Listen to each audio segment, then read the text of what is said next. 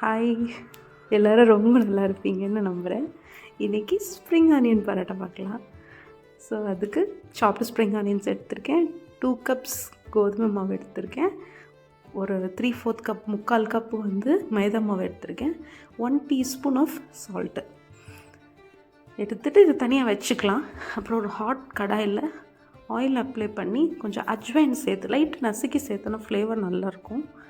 So இதில் add த spring onions. இப்போ spring onions சேர்த்துட்டு ரொம்ப நேரம் வதக்க தேவையில்லை. லைட் ஜஸ்ட்டு தண்ணி வர்ற மாதிரி ஒரு 3 மினிட்ஸ்க்குள்ளே வந்துடும். வேர்த்த உடனே எடுத்து ஆஃப் பண்ணிடலாம். ஆஃப் பண்ணிவிட்டு அதை நம்ம மாவு ரெடியாக வச்சுருந்தோம் இல்லையா, அந்த மாவில் போட்டுக்கலாம். So we'll add that. அதுக்கப்புறம் வில் மிக்ஸ் நைஸ்லி. ஃபஸ்ட்டு நல்லா பிசைஞ்சிக்கணும். ஓகே, எல்லா இதுலேயுமே மாவு கோட் ஆன பிறகு தண்ணியை தெளித்து தேய்க்கணும். நமக்கு நிறைய தண்ணி தேவை இருக்காது. ஜஸ்ட் லைக் சப்பாத்தி டோ நம்ம தேய்ச்சி எடுத்துக்கலாம். அப்புறம் தேய்ச்சி முடித்த பிறகு we need to allow it to rest. கொஞ்சம் நேரம் ரெஸ்ட்டு விட்டுறணும். ஸோ ஆயில் அப்ளை பண்ணி I'll wrap it. I'll keep this for a good rest, 10 to 15 minutes. Rest ஆயாச்சு. இப்போ நம்ம காயின் பரோட்டாலாம் வரும்ல, அந்த மாதிரி தேய்ச்சிக்க போகிறோம். மேக்ஸிமம் அதை எவ்வளோ ஸ்ப்ரெட் பண்ண முடியுமோ அவ்வளோ பண்ணிக்கணும். அவ்வளோ வராது, ஏன்னா நம்ம கோதுமை மாவு போட்டிருக்கோம். ஸோ நம்ம எவ்வளோ ஸ்ப்ரெட் பண்ண முடியுமோ அவ்வளோ ஸ்ப்ரெட் பண்ணிக்கிட்டு கீ இல்லாட்டி ஆயில் அப்ளை பண்ணி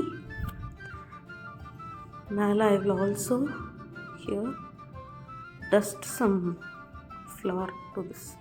ஏன் அப்படின்னா நம்ம என்ஷூர் பண்ணிக்கிறோம் ஒன்றோட ஒன்று அது எந்த இடத்துலையும் ஒட்டாது அப்படின்னு சொல்லிட்டு. அதுக்காக தான் நம்ம இந்த ஃப்ளார் டஸ்டிங் பண்ணுறோம். ஸோ நல்லா இழுத்துட்டு காய் பண்ணிவிட்டு we have to spread it over. அப்புறமா இது பார்த்தா தப்பையாகவும் இருக்காது, ஒல்லியாகவும் இருக்காது, மீடியம். ஓகே, சூப்பர் ஹாட் தவாவில் மட்டும்தான் போடணும், இல்லைன்னா அது ரொம்ப சாகியாக போயிடும். So it's full flame completely. ஒரு சைடு பபுள் வந்த பிறகு you have to turn it around, apply some ghee on both of the sides. Okay, so ஃபுல்லாக நல்லா டோஸ்ட் ஆகிட்ட பிறகு எடுத்தோன்னா you can see the layers in it. இல்லையா? So it goes very well with all the thokku வெரைட்டிஸில். Do try it and enjoy it.